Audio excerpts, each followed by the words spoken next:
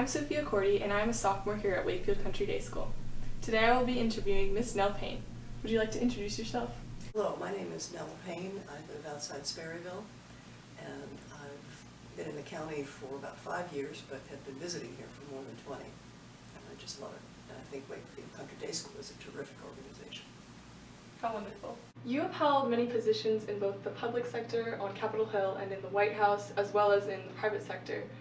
So I would like to know, why did you switch from working public to working in the private sector? In the case of each of my changes of job, it depended on the circumstances at the time. So my first job out of law school was as an attorney with the Senate Budget Committee in this Congress, and I was working for the majority, and that was started in 1982. In 1986, the Senate switched control from Republican to Democrat, and so my job moved into the minority. And the nature of what I did was such that there wasn't much for a minority general counsel to do. And so after about a year, I began to look around and talk to my friends and reach out to my network, and a wonderful offer came along that happened to be from the private sector to move to Turner Broadcasting, the parent company of CNN and TBS, to be the director of government relations. And it was a wonderful opportunity, so I took it. The next change came 2 years later when a person that I had known in the Senate who had moved on to the White House needed to hire someone with budget and appropriations expertise, which I had been my area in the Senate. Didn't really need much help with telecommunications law, a little bit, but not much, and offered me a position in the White House. And that is not something that you turn down. That was the opportunity of a lifetime, certainly. And then 2 years later, I left the White House for personal reasons. I married a French national and moved to Paris. Stayed there for several years. Moved back, and there again, it was a question of activating my network, finding out what opportunities I might have in Washington, and I was hired by a law firm to work on all of the things that I had done previously: budget, appropriations, telecommunications. And then my final job offer came about 7 years after that, in 2000, when yet another person whom I had known early in my career in the Senate had become the Deputy Secretary of the Smithsonian Institution, and she needed somebody to run government relations for that organization. So I took that job and held it until I retired 16 years later. Well, out of all the positions you've held, which has benefited you the most? That depends on through which lens you ask the question. Professionally, personally, professionally, I have to say probably that first job in the Senate, because everything that came to me later, all those opportunities that were offered to me later, were directly or indirectly a result of the work that I had done in the Senate. So if I think about it just from a professional point of view, in terms of the advancement of my career, that was probably the most beneficial job. All the people that I met there, all that I learned in those 5 years. Personally, and to some extent professionally, I think probably the Smithsonian. It was a wonderful place to work and to be running an office, particularly as a congressional representative.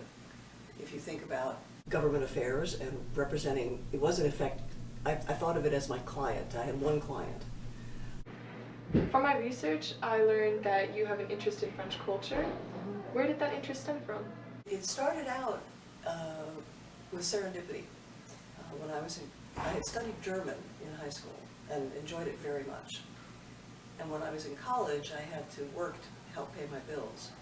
So I had to organize my class schedule in the morning so I could work in the afternoon and evening.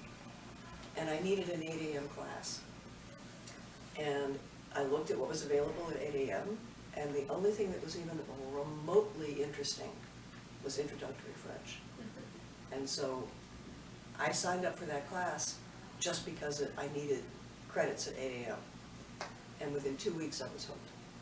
I just loved the language. The German was very little help.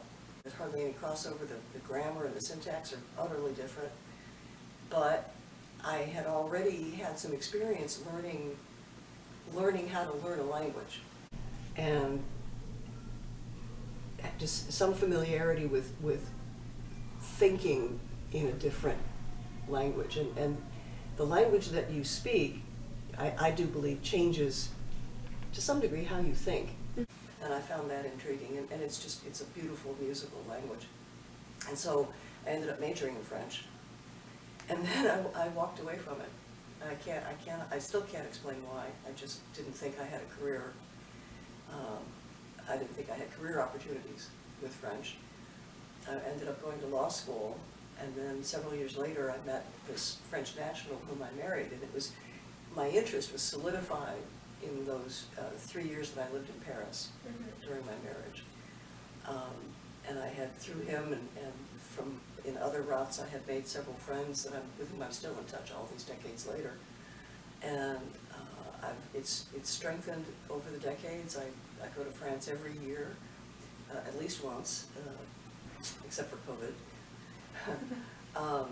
I have godchildren and honorary godchildren, and also I've always loved history and art history, and that is another way to access the language is reading the history and learning more about French art, and you really start to see the parallels, the distinctions. For example, just comparing and contrasting the American Revolution with the French Revolution is a fascinating exercise. And that literature is very interesting to me, because I care a lot about American history as well. And it's just always been rewarding and entertaining to me to be able to switch back and forth between the languages. Thank you so much for your time today. That's all the questions we have prepared.